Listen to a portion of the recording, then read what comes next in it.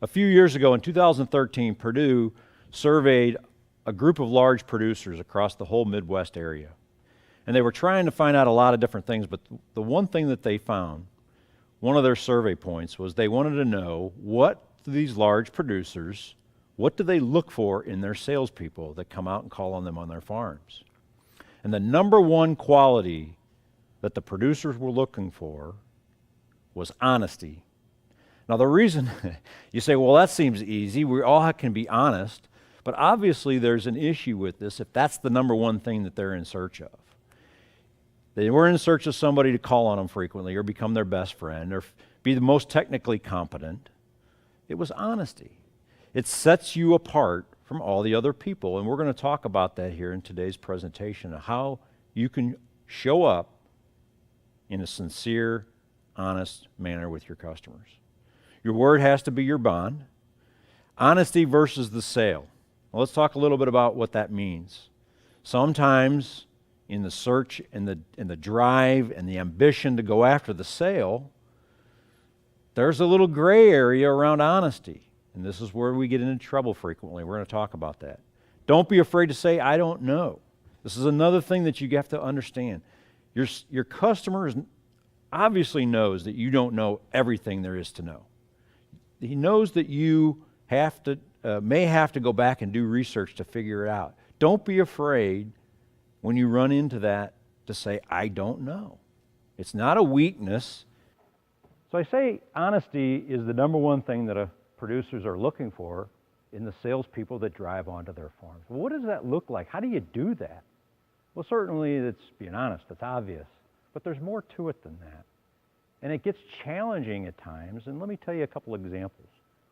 I was involved in two really big, major crisis events with our customer base. One, we started a brand new manufacturing facility from ground zero. We had been waiting for years to have this brand new facility. We finally got it. And unlike a brand new car or maybe a brand new house, when you flip the switches on, a brand new manufacturing plant doesn't just operate perfectly. We had a few problems, and these problems persisted over weeks and over months. And the pressure to the sales team was to tell them that we were actually fixing the problems and getting better. But the truth was we weren't. We were having more problems. We were having further issues. And it was very difficult to stand in front of the customer and take that heat and say, look, we had the problem 2 weeks ago, 3 weeks ago. We have it 2 weeks ago. We had it 1 week ago. Now we have it still.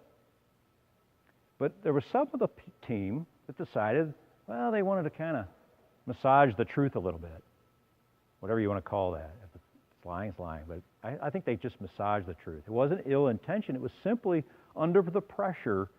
They wanted to give the customer some hope that things were getting better.